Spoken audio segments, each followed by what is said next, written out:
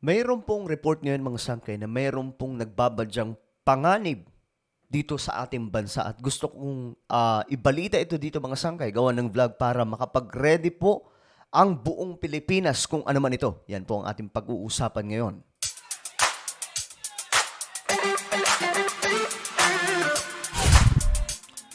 So magandang oras po sa ating lahat mula sa Luzon, Visayas, Mindanao, Sabah at maging sa ating mga kababayan na nasa iba't ibang bansa. Kamusta po kayong lahat? At ito panibagong araw, panibagong topic na naman po tayo ngayon mga sangkay. Anyway, before we start guys, paki-subscribe po muna yung ating YouTube channel. Ayan po, sa ating channel mga sangkay, ilang tulog na lamang po o ilang oras mula ngayon ay 1.20 million subscribers na po tayo. Okay? Kaya naman mga sangkay, paki-subscribe po neto ngayon para kabilang ka po dito. Okay? Makikita nyo po yung subscribe button sa ibaba. Pindutin nyo lamang po yan. Tapos i-click nyo yung bell at i-click nyo po yung all. At sa mga nanonood po sa Facebook, huwag nyo rin pong kalilimutan na i-follow ang ating Facebook page. At may papagawa lamang po ako sa inyo saglit sa mga nanonood po sa Facebook. Sundan nyo lang mga sangkay, may ginawa pa akong sample video. So habang kayo ay nanonood mga sangkay sa video na to, i-check nyo po sa ibaba, okay, ng actual, sa mismong video na to na pinapanood nyo, may makikita po kayo sa bandang itaas, okay, ng video na 3 tuldok. I-check nyo sa inyong mga cellphone, okay? 3 tuldok, hanapin nyo po sa itaas ng video na to. Then, i-click nyo po yung 3 tuldok. Pag na-click nyo na yung 3 tuldok, mayroon mong lalabas na show more or yung plus, pindutin nyo po yan. Okay? Ganun lamang kasimple, mga sangkay. I hope na nasundan po ng lahat. So ito na nga, mga sangkay, pag-usapan po natin itong mainit-init na problema ngayon. Sobrang init talaga. As in. At alam ko, ramdam po ito ng lahat ngayon, mga sangkay. Ito po. Pag-asa, mahigit 20 or mahigit 20 na lugar sa bansa ang posibleng makaranas ng danger level na heat index. Ngayon, ano ito mga sangkay? Ibig sabihin lamang, may mga lugar dito sa Pilipinas. Ayan po, mahigit 20 na lugar sa bansa ang makakaranas daw po ng grabing init. Sobrang init ng panahon. Sobrang init ng araw. Yung para talagang natutusta na mga sangkay, yan po yung yan po yung tinutukoy dyan. Kahit nga dito mga sangkay, mapapansin natin, di ba, sa Metro Manila at iba pang mga lugar dito sa Pilipinas, may mga ginagawa, alam niyo ng mga Pilipino, magaling po pagdating sa katuwaan kahit may problema na nga po. Nagagawa pa rin po ng mga kapwa-kababayan natin na pasayahin ang araw. Pasayahin ang sitwasyon. May mga iba, di ba, nagluluto po sa nakabilad sa araw na kawali. Doon sila nagpiprito, kadalasan nagpiprito, o kaya nagluluto ng itlog, mga sangkay. Ganyan po kainit ang panahon ngayon. At yung iba, natatawa mga sangkay, but for me, parang masamang senyales o masamang nagaganap na sa ating mundo. Just imagine, kaya nang magluto sa gitna ng nakabilad sa araw na kawali. Ano nangyari yun mga sangkay? Ibig sabihin, sobrang init na ng panahon. Ngayon, eto, tingnan po natin ang balita kasi importante na malaman po natin ito.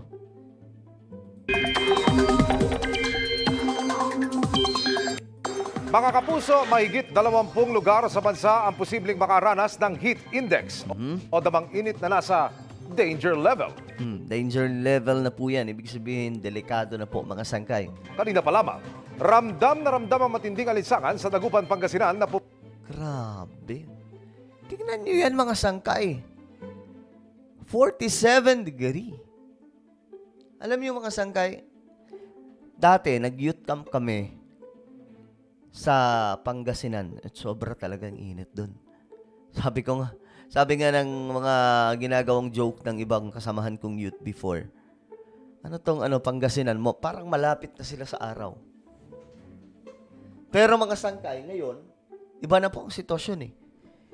Halos buong Pilipinas na po nakakaranas nitong grabing init ng panahon na hindi hindi na po kayang tiisin ang balat natin sa labas. Kaya nga lagi po tayo dapat may dalang tubig.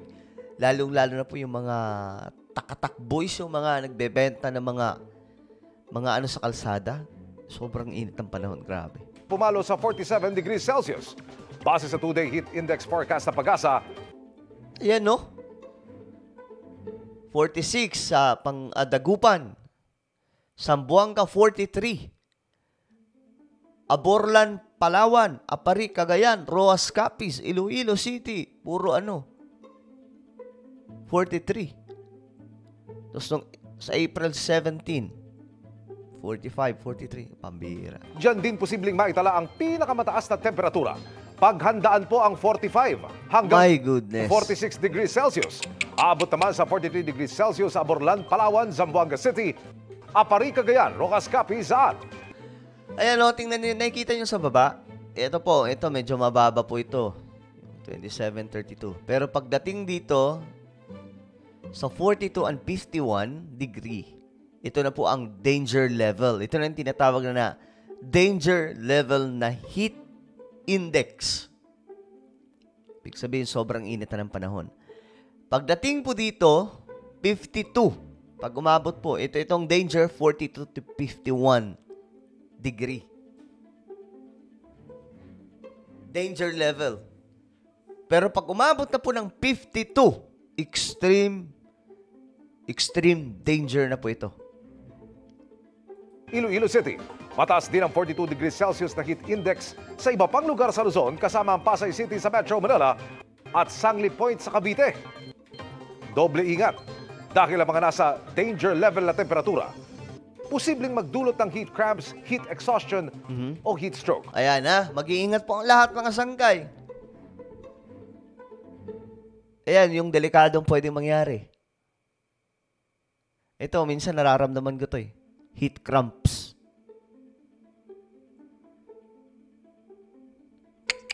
Alam nyo, dahil po ito sa pinagsamang global warming, El Nino, tapos papasok po tayo sa summer. Diba? At ito po yung nagaganap ngayon mga sangkay, realidad na nagaganap sa ating mundo.